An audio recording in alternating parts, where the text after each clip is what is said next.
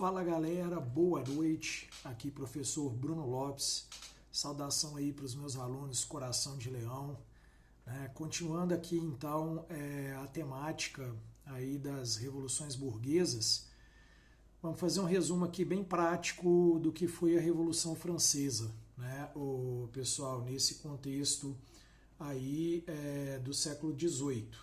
A França ela passava por uma série de dificuldades econômicas que eram aí oriundas do fato de só o terceiro estado pagar os impostos. Então, olha só para você ver, enquanto o primeiro e o segundo estado eles concentravam aí apenas alguns milhares de pessoas, o terceiro estado compensava milhões de pessoas e pagavam os impostos sozinhos. Só para lembrar vocês aí, o primeiro estado é o clero, o segundo estado é a nobreza e o terceiro estado aí é a plebe. Tá? A plebe se divide em burgueses, sans-culottes e camponeses. O que vai acontecer, pessoal? Além de toda essa crise acontecendo, além de todos esses problemas aí acontecendo, dentro da França, o rei Luís XVI ainda enviou tropas para poder apoiar a independência norte-americana, a independência das 13 colônias e a formação dos Estados Unidos. O que isso daí vai gerar para a França? O aumento das dificuldades econômicas. E o que vai acontecer? O Luís XVI ele vai pedir ajuda aí a um economista chamado Necker para poder resolver os problemas aí que vinha então acontecendo na parte econômica da França. E o que vai acontecer, turma? O Necker ele vai virar e falar aí para o rei que só existia uma maneira de poder acabar com a crise econômica francesa, que era tributando os três estados, o primeiro, o segundo e o terceiro estado. Como o rei não quis tomar essa decisão sozinho, porque isso daí era um privilégio medieval, dos nobres, lembrando a vocês aí de uma outra matéria que a gente já tratou, quando houve a centralização dos poderes aí na mão dos reis europeus, um dos acordos era que a nobreza e o clero continuariam tendo as suas prerrogativas feudais, eles continuariam tendo aí então o direito de não pagar impostos, de ficar aí, digamos assim, dentro de uma realidade estamental. E o que acontece? O rei, para poder não contrariar isso daí, ele vai convocar a chamada Assembleia dos Estados Gerais, tá, pessoal, que não era reunida aí desde 1614 e que tinha a função de ajudar o rei a tomar essas decisões que fossem muito complexas, decisões que fossem problemáticas aí para ele poder tomar sozinho. O que acontece? Só que quando chegou na hora de fazer a votação dentro da Assembleia, é claro, lógico, que se tinha milhões de pessoas no terceiro estado, o terceiro estado ele venceria essa votação. O rei mudou o sistema de votação aí quando chegou lá na hora de votar. E o que ele fez? Ele transformou a votação que antes era por deputado numa votação por estado. E aí, se o primeiro estado tem o direito a um voto, o segundo estado tem direito a um voto e o terceiro estado tem também o direito a um voto, sempre o terceiro estado sairia derrotado. Tá? Um dos franceses protestaram, o François Mirabeau, ele até protestou, falou para o rei, não, mas você não pode mudar a regra desse jeito. Aí o rei, dentro da sua prerrogativa absolutista, falou o que para ele? Não, essa assembleia aqui ela é uma assembleia consultiva e não uma assembleia deliberativa. O que isso queria dizer, pessoal? Que a função da Assembleia dos Estados Gerais era só de aconselhar o rei, eles não tinham poder de votação e de decisão. O terceiro estado com isso se revoltou e se retirou para a chamada Sala do Jogo da Pela, onde eles vão fazer um juramento, chamado Juramento da Sala do Jogo da Pela. Que juramento que era esse? Eles juraram que só sairiam de dentro daquela sala ali quando houvesse uma Constituição aprovada para a França. E o rei mandou cercar aí essa sala como uma forma de amedrontar os membros do terceiro estado. Tá, pessoal? Eles mandam um recado aí para a galera que estava do lado de fora da Assembleia e eles vão se dirigir aí para a Bastilha. A Bastilha que era uma prisão e além de uma prisão era um depósito de pólvora. E o que eles vão fazer? Eles vão invadir a Bastilha, libertar os presos aí, pegar a pólvora e vão incendiar aí o prédio, que era um símbolo de repressão da França nesse momento. E isso daí, pessoal, esse fato aí, a chamada queda da Bastilha, vai se transformar durante um tempo aí no símbolo, né, da Revolução. E até hoje, se a gente parar para pensar, um dos fatores aí que ajuda mesmo a desmontar o poder do rei, que vai ajudar a quebrar aí o absolutismo, vai ser esse, né? Uma mensagem de que aquele símbolo ali, que era uma prisão, onde os opositores ficavam presos, foi destruído. E aí o que o rei vai fazer? Vendo que não tinha como mais segurar, conter ali aquele movimento, ele manda que o primeiro e o segundo estado se juntasse aí ao terceiro estado para poder fazer a Constituição. Momento esse aí em que será também debatido as leis que vão entrar para a Declaração dos Direitos do Homem e do Cidadão. O que é importante de se lembrar nessa Declaração dos Direitos do Homem e do Cidadão?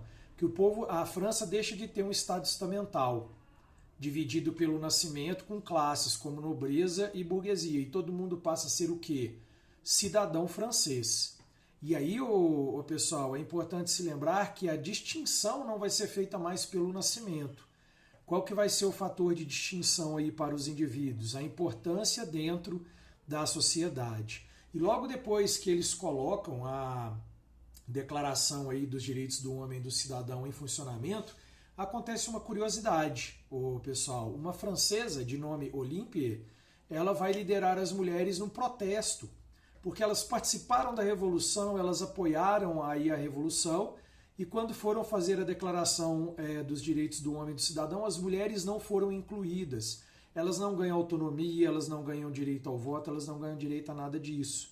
E aí elas vão protestar dizendo que deveriam as mulheres serem incluídas. A Olympe, que era aí a líder, né, desse movimento, vai ser guilhotinada.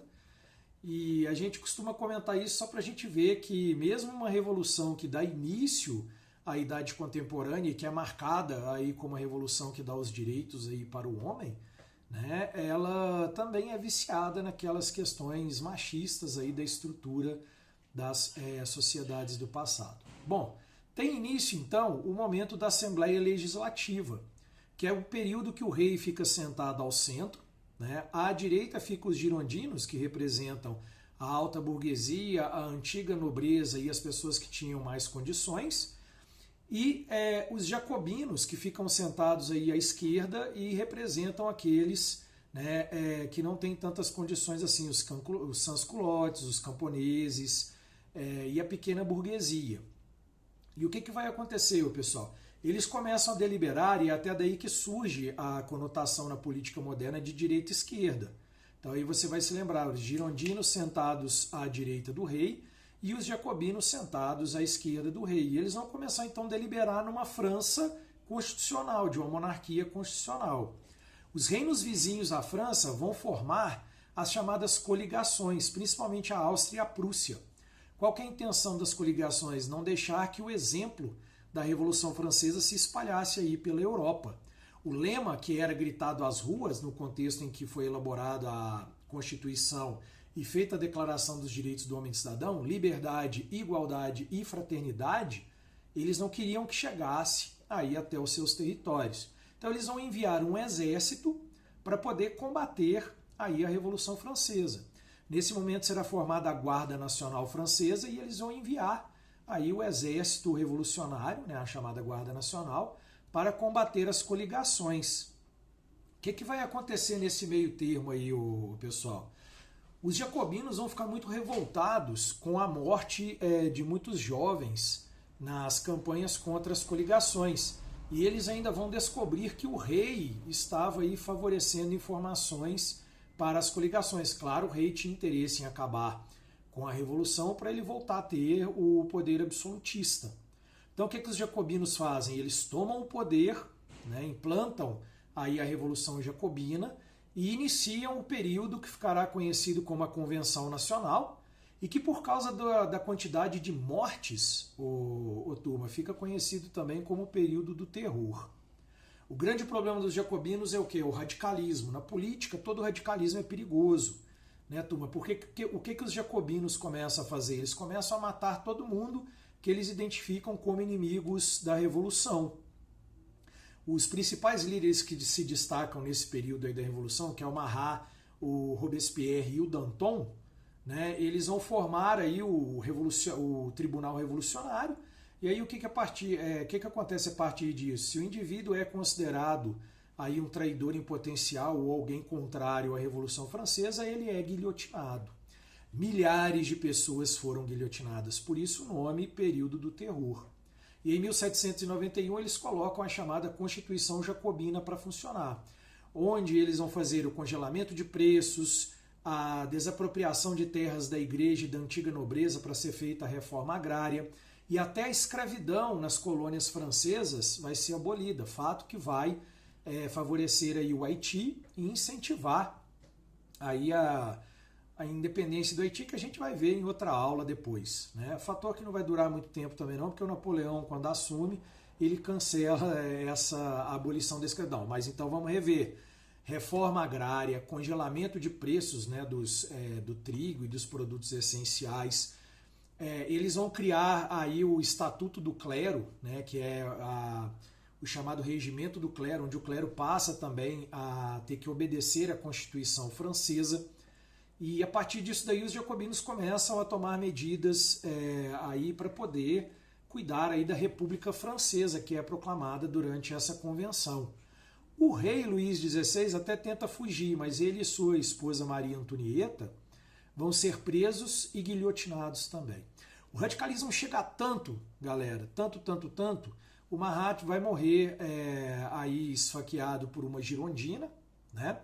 E o Robespierre, por ser indagado aí, questionado numa reunião, vai mandar guilhotinar o Danton. E aí o que vai acontecer, turma? Os jacobinos instituíram o radicalismo, eles colocaram um governo radical para funcionar, mas não resolveram os problemas econômicos, não resolveram os problemas aí que a população realmente necessitava. Mas a guilhotina descendo, todos os dias aí a guilhotina descendo. O que acontece, turma? Os girondinos vão se organizar para fazer aí uma contra-tomada de poder, aí tirando os jacobinos daquele poder, que é a chamada Revolução Termidoriana.